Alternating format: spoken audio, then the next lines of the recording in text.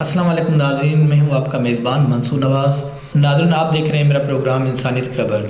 मुमकिन रहे तो मेरी बाकी वीडियोस देखने के लिए मेरे YouTube चैनल को ज़रूर विज़िट करें, और जिन भाइयों ने मेरे YouTube चैनल को सब्सक्राइब नहीं किया तो मैं गुजारिश कर रहा हूँ कि मेरे YouTube चैनल को सब्सक्राइब कर दें। मेरी ये कोशिश रहती है कि आप लोगों के लिए हर दफ़ा नए मौज़ूआत लेकर आऊँ। आज जो हमारे पास मौजू है वो है तरबियत। नई जनरेशन आजकल आप लोगों के सामने है कि फेसबुक, व्हाट्सएप, इंस्टाग्राम इस तरह के सोशल नेट्स के पीछे पड़ी हुई है। तो ऐसे बच्चों की तरबियत कहाँ से हो जो 24 घंटे में से 8-9 घंटे सिर्फ सोशल मीडिया पर गुजार देते हो। हमारे साथ नसीर अहमद फानी साहब मौजूद हैं। हम इनसे जानते हैं कि जो हमारे बच्चे हैं, जो हमारी नई नस्ल है, उनकी जो तरबियत है, हम उनकी तरबियत में ऐसी कौन सी कोताहियाँ जो हम कर देते हैं जिनके जो नतीजे हैं वो हमें ख़तरनाक और दर्दनाक साबित होते हैं। तो इसके लिए हमें क्या करना चाहिए, जानते हैं नसीर भाई से कि ये इसके बारे में मज़ीद क्या कहते हैं। जी नसीर भाई, आप ये बताएं कि बच्चों की तरबियत है, इसमें हम कौन सी ऐसी कोताहियाँ करते हैं जिसकी वजह से, या कौन सी ऐसी गफलत करते हैं, या कौन सी चीज़ें हैं जो हमसे रह जाती हैं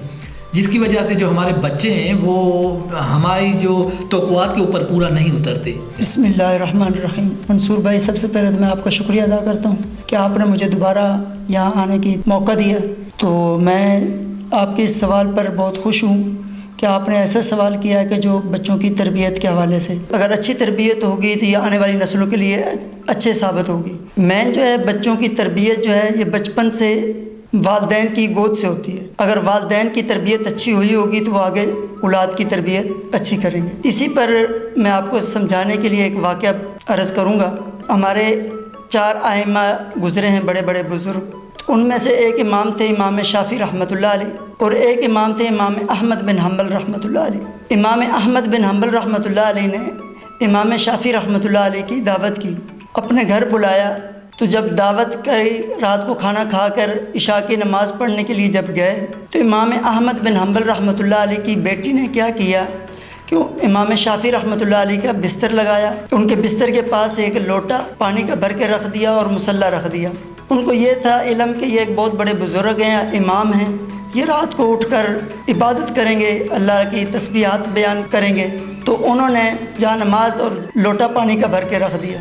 जब वो नमाज़ पढ़ के वापस आए और रात सो कर जब सुबह उठे कि सुबह फजर की नमाज़ के लिए जब गए, नमाज़ पढ़ कर जब वापस आए तो बेटी ने अपने बाप से कुछ सवाल किया। तो वो उन्होंने आके इमाम शाफ़ी रहमतुल्लाह अलैह से इमाम अहमद बिन हम्बल ने कहा, मेरी बेटी पूछ रही है कि मैंने तो सुना था कि आप वक़्त के इमाम हैं, तो आपने तो सारी रात गफलत में सोकर गुजार दिए, और आपने जो है जैसे मैंने लोटा रखा था पानी का वैसे ही पड़ा है। तो इमाम शाफ़ी रहमतुल्लाह अलैह ने फरमाया कि मुझे ये सवाल से पहले आप ये बताएं कि ये जो खाना रात पकाया गया है, जो मैंने खाना खाया है, वो किसने बनाया। तो इमाम शाफ़ी रहमतुल्लाह अलैह ने जब ये पूछा कि जो रात खाना बनाया ये किसने बनाया था, तो इमाम अहमद बिन हम्बल रहमतुल्लाह अलैह ने बताया कि मेरी बेटी ने खाना पकाया है। मेरी बेटी जो है नमाज के बाद झाड़ू लगाती है, कुरान पढ़ती है, सालन बनाती है, कुरान पढ़ती है, हर वक़्त वो कुरान करीम में मशगूल रहती है।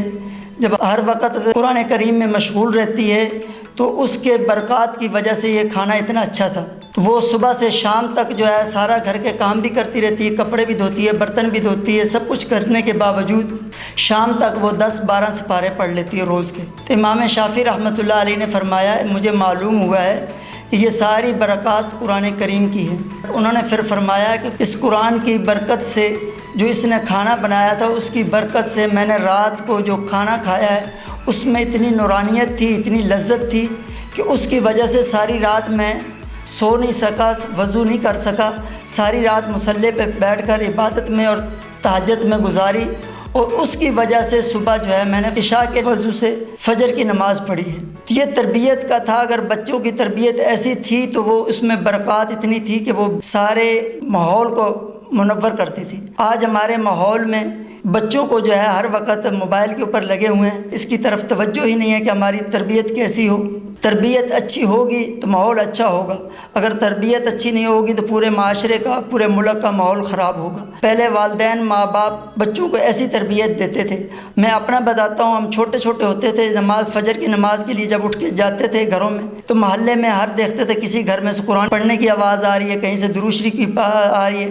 ہر وقت جو ہے لوگ اس طرح تربیت کرتے تھے، صبح صبح بچوں کو بٹھاتے تھے اور ان کو بتاتے تھے کہ ہر وقت جو ہے اپنے گھر کے کام بھی کرتے رہیں، جھاڑو بھی لگاتے رہیں، بستر بھی بناتے رہیں، کھانا بھی بناتے رہیں اور ساتھ ساتھ قرآن پاک پڑھتے رہیں۔ اس تربیت کی وجہ سے یہ اتنے فائدے ہوتے ہیں۔ تربیت اچھی ہوگی تو ماحول اچھا ہوگا۔ جی بہت بہت شکریہ نصیر بھائی۔ نصیر بھائی نے بہت پیاری بات کہی، امام شافعی رحمۃ اللہ علیہ کا واقعہ بتایا۔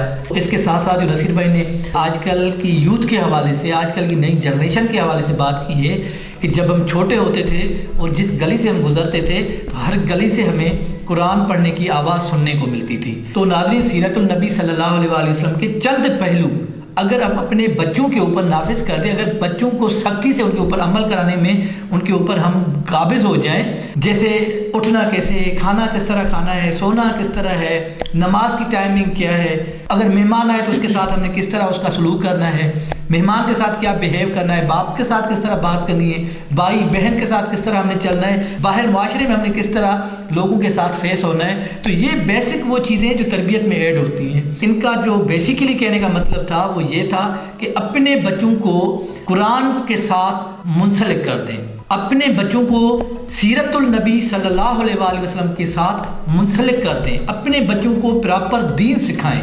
تو انہوں نے بہت پیاری بات کی۔ یہ وہ بیسک پوائنٹس ہیں جن کی وجہ سے آپ کے بچوں میں کچھ نیا دیکھنے کو ملے گا۔ یہی تو وہ بیسک چیزیں، سیرت النبی صلی اللہ علیہ وسلم کے اگر چند احادیث بھی اگر بچوں کو آپ یاد کرا دیں تو یوں سمجھے کہ آپ نے اپنے حصے کا کام کر دیا۔ تو ملیں گے ہم کسی نئے موضوع کے ساتھ، تب تک کے لیے اپنے میزبان منصور نواز کو اجازت دیجیے گا۔ اپنا اور اپنے بچوں کا بہت زیادہ خیال رکھیے گا۔ اللہ حافظ۔